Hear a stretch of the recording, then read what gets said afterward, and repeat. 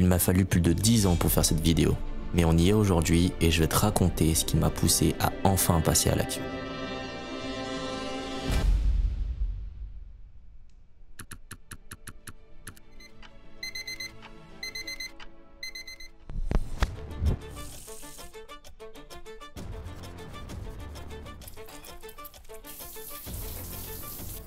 Ok, donc là il est 9h59 et je vais bientôt rentrer en appel avec et je dois lui parler d'un projet super important pour moi que je veux lancer depuis toujours au final, une newsletter. À la base ça devait être un livre mais le format newsletter est bien plus adapté pour le projet au global. Mais bon, je t'expliquerai tout ça en détail dans une autre vidéo.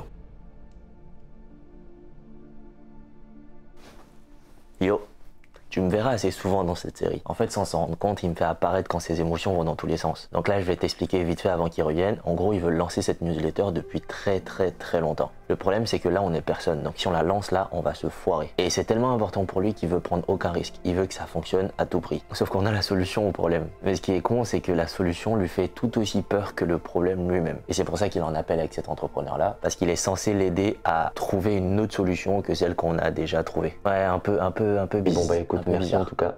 Je pense qu'on peut arrêter l'appel là. Je veux pas te faire perdre plus de temps. Allez, ciao. Wow, c'était censé durer 30 minutes là, ça fait que 5 minutes là, il s'est passé quoi? D'après lui, il faut que je lance la newsletter maintenant. En gros, sa phrase c'était qu'il pouvait pas m'aider à améliorer un truc qui n'existait pas encore. Donc son idée c'est que je la lance maintenant et que je le recontacte d'ici 2 à 3 mois pour qu'il m'aide à trouver une stratégie de lancement efficace. Voilà. Et c'est ce que tu vas faire? Mais t'es un ouf mec, on est personne là. Si on lance la newsletter maintenant, c'est sûr à 3000% qu'on foire.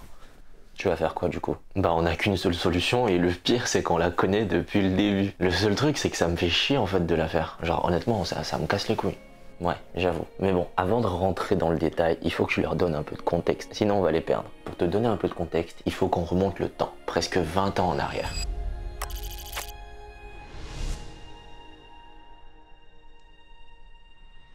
Ça, c'est moi.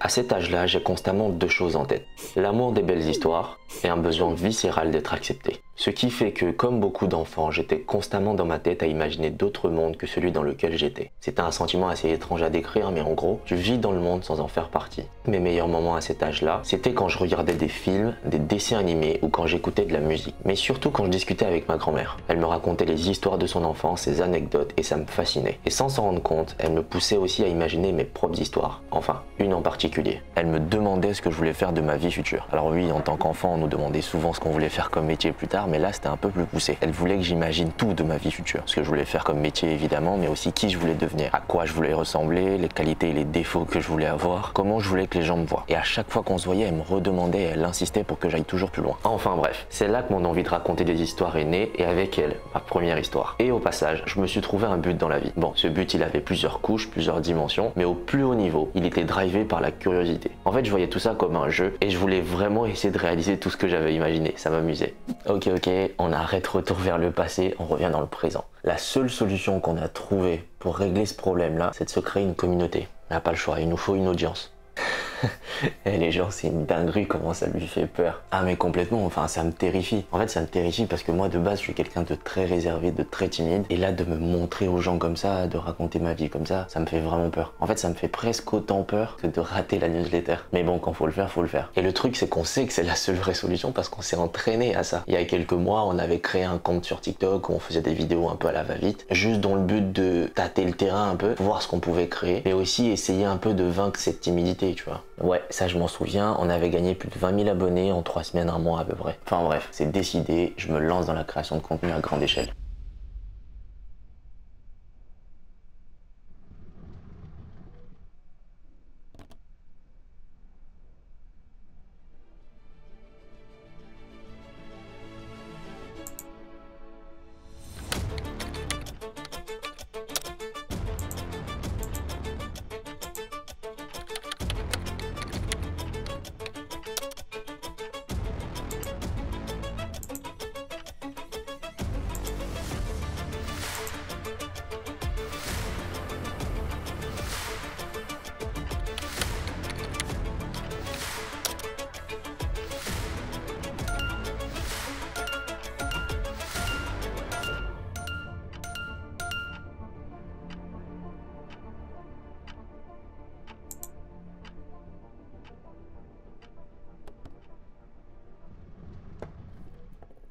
Sauf que rien ne s'est passé comme prévu.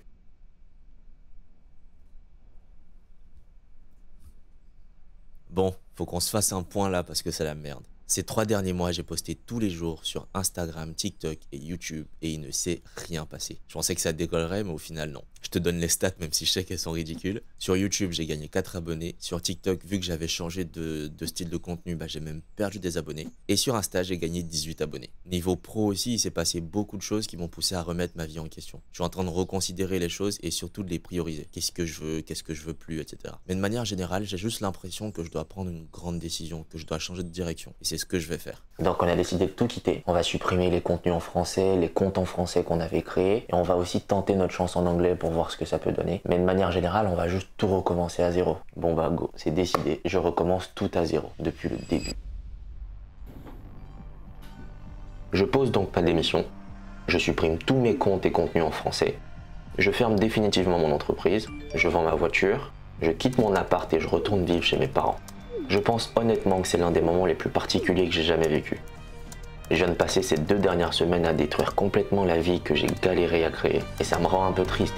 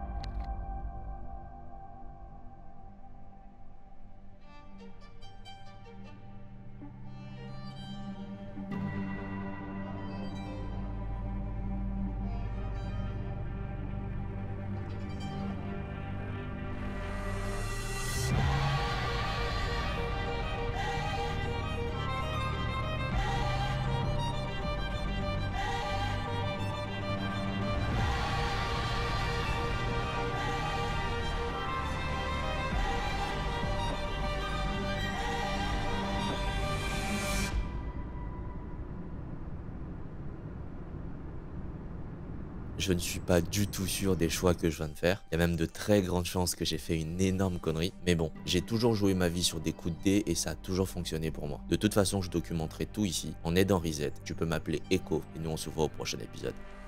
Ciao. Et coupé.